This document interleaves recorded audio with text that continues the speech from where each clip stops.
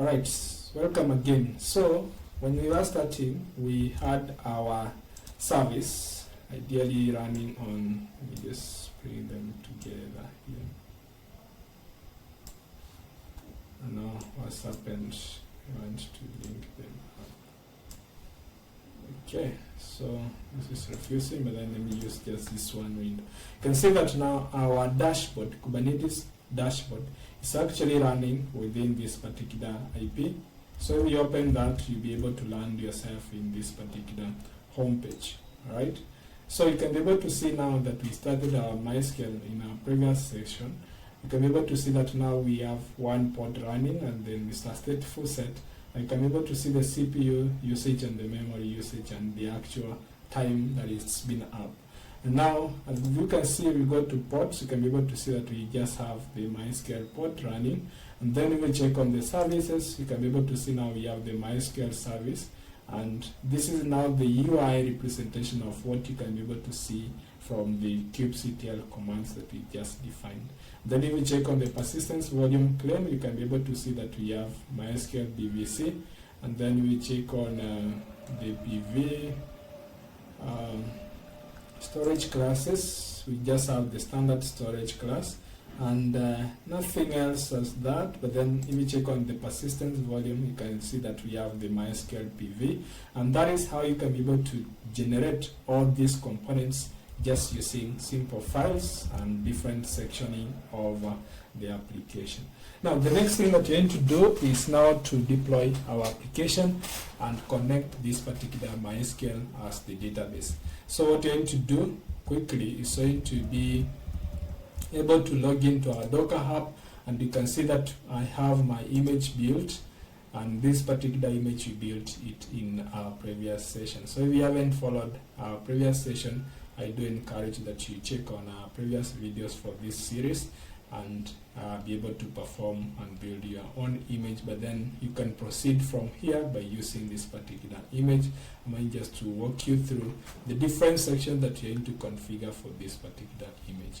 Now the next thing that you need to do, we go over to our files under Kubernetes. I'm going to create now our employee deployment. So we are just going to call this an employee service employee deployment dot YAML, and this particular employee deployment, let me just rename it to be readable, employee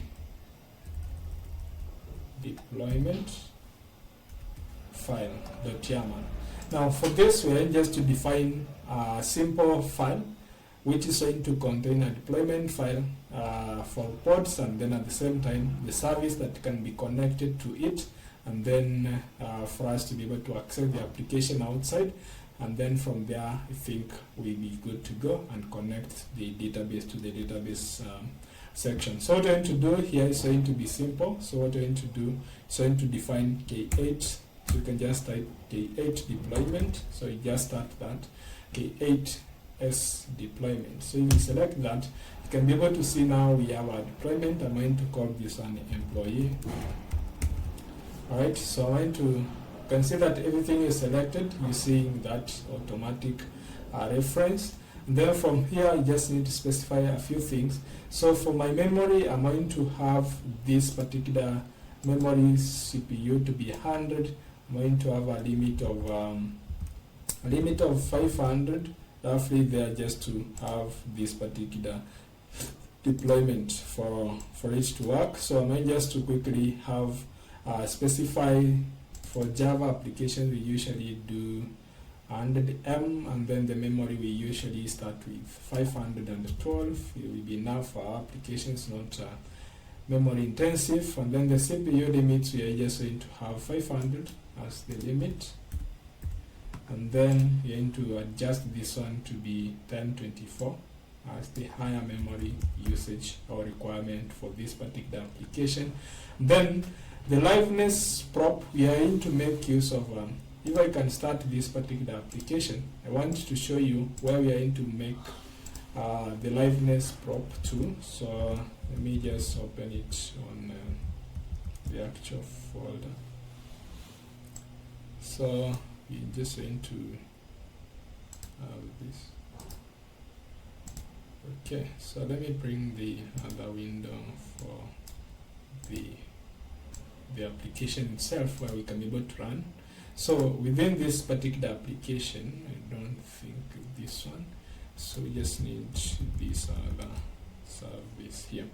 So you can see that I want the one that has the Java profile Spring. Now I want to start this particular application just for illustration purposes of what we need to expose, and just open that, run. I mean just to run quickly this particular application and launch it, so that from here we can be able to see what is liveness prop. Again, liveness prop will be able to be used to check whether the container has already started and is ready to accept connections. So if we just head over to localhost here, so we head over to localhost 8080 actuator info, you'll be able to see that our application is listening. I just want to confirm. Yeah, it's listening now. You can see that we don't have anything, but then our health information is going to come from this particular endpoint.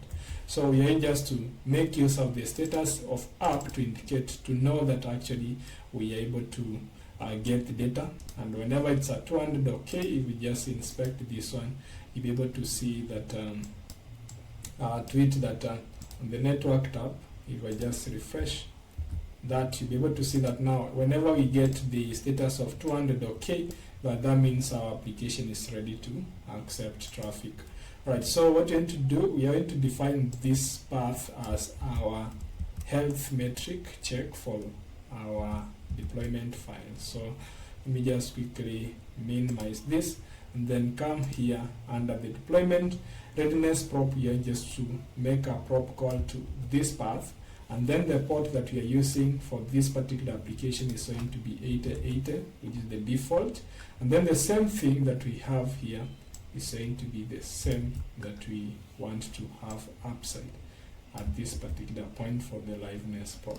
So this liveness and readiness prop will be able to determine, to be used to determine whether our application is healthy, and we'll be making use of heartbeat to this particular endpoint to check whether our endpoint is actually, or our application is actually up and running.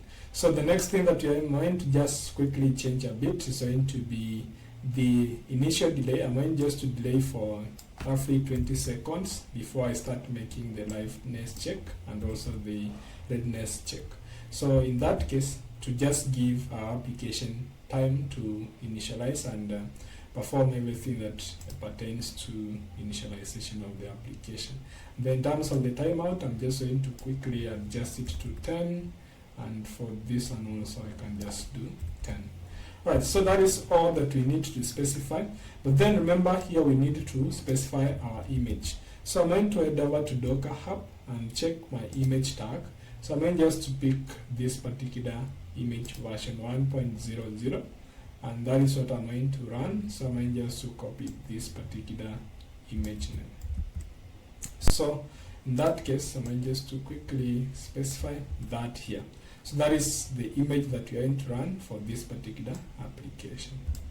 Alright, so now the next thing that you can see is the env or the environment variables, and in this case we require to specify the database hosts, and this particular database host is going to be something simple that we are going to use, and this one we are going to make use of the different layout to specify the host.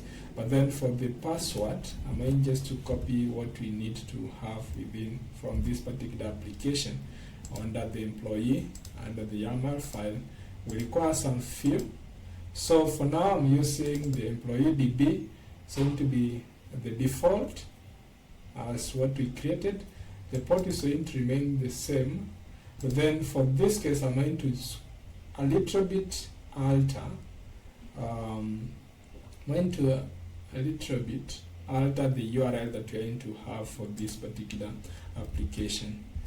Allow me to, let's proceed. In that we had thought about everything when we are doing the application setup. So I'm going just to leave the root password and generic to be the default username and password. and then the database name I'm going to default it to employee, and the port is going to remain the same. But then what I'm going to change is the host. The host is going to be the thing that I need to specify as the variable within this employee department. So I'm going just to specify that. And then the value of this is going to be something simple. And this particular something simple is going to be actually something that we can use to connect to this particular database without an issue. So quickly, let me have a look. And something here. Alright, so for this we are just to define the deployment, and then for that particular deployment we just going to specify the database hosts, and this particular host needs to be the service name for MySQL that we just defined. Alright, so we just to define the service hosts that we created on our previous section. And for us to reference the service host, it's going to be something simple, and in this case we are just to make use of this pod name. In this case we are going to make use of MySQL -0, and then we are going to refer to this is the pod that is being created, and then from here we are going to refer to the service. The service in this case is actually MySQL. That is the service that we are going to refer to. So it's going to be the pod name and the service name. Alright? That is going to be our MySQL host within Kubernetes. Alright? And then the rest of the things we can just default them because already they are defaulted to generic, and the root as users root and the database as employee, and it be created. Then we are going to refactor whenever we are going to have more applications using the same database for simplicity sake. Now the next thing is the container port. The application is running at port 8080. Then the name of this port, I'm going to call it employee. I don't want any volume mount, so I don't require any of this. And then I have the restart policy. That is how you define your deployment file for this particular image that we just created. Then the next thing is we need to expose this particular service to be accessible outside the Kubernetes cluster, to be able to accept traffic from outside. So what I'm going to do is just start a simple service, and in this case we are just to have K8 service, which is going to be K8 service. Service, in this case service, K8 service, and I'm going to call this one employee LB. That means load balancer. And the type, I'm going just, instead of the class type B, I'm going to make use of the load balancer IP as the service type. And then from there we are just going to have the port. So TCP, the port that we are going to expose, this one I'm going to expose it to default of 80, but then the target port should be the same as this particular port of the pod. So we're going to just target traffic, receive traffic from the default port and direct it to the target port of 80, and everything else should be okay. Now the next thing that we just need to do in this particular case is to apply this particular file and confirm that our service is actually up and running. So to quickly do that, we just going to go to our terminal once again, and then click add. So I'm going just to do WSL cd codes, and then spring demos, and then from here we're just going to do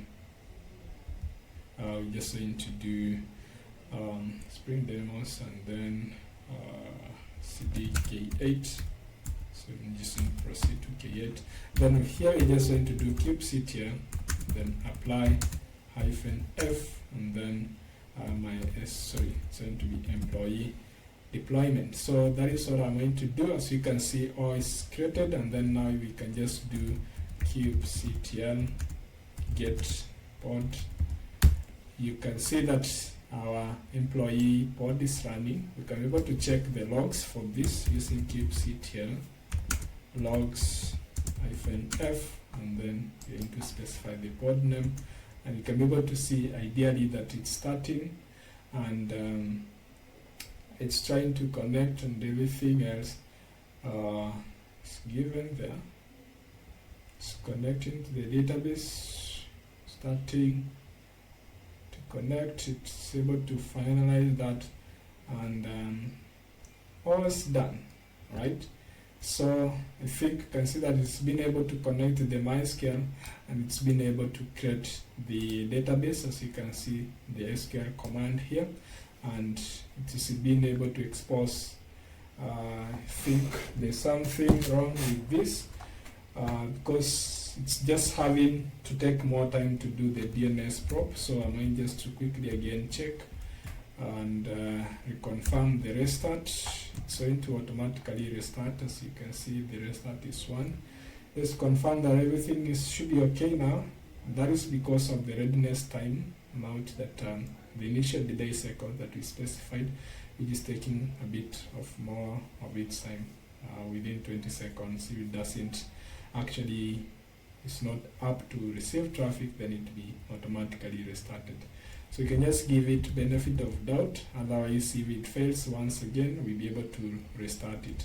So let's just quickly adjust that particular configuration to an initial delay of, let me just get some of the actual values that I was using in my previous deployments, just to be sure of the limits. So I might just to quickly copy those two and bring them here. Yes, to highlight this. So I might just to again paste that. I have period in seconds to do the second check and all that. So it's 20, 20, 20 and all that timeout. So let me just restart the application. We apply the same file again. So we just need to apply the employee file again and then check on the pod. You can see now a new pod has been created, and now we can just see the logs for this new one. And in this case, we just need to have the new pod name and confirm that it's going to be up and running okay. So let's just give it time to do its own bootstrapping, and then we'll be able to.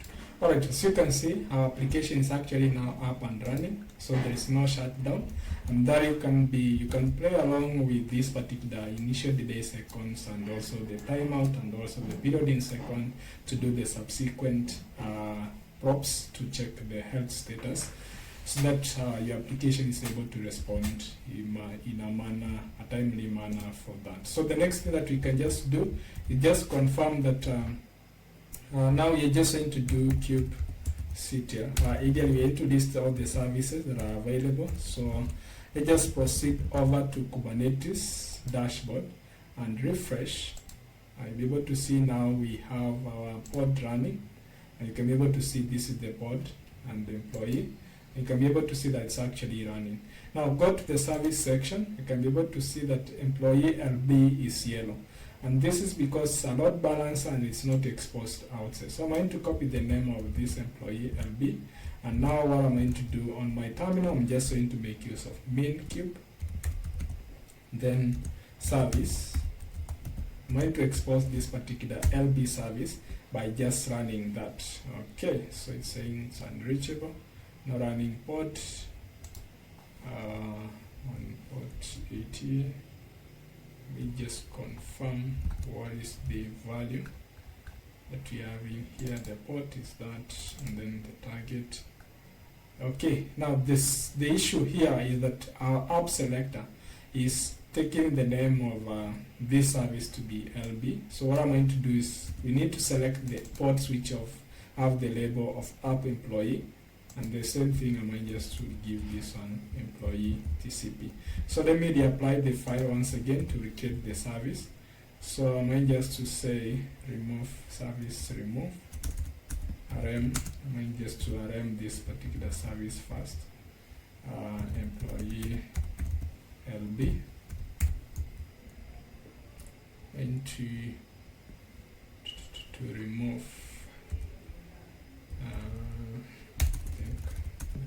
thing should be okay.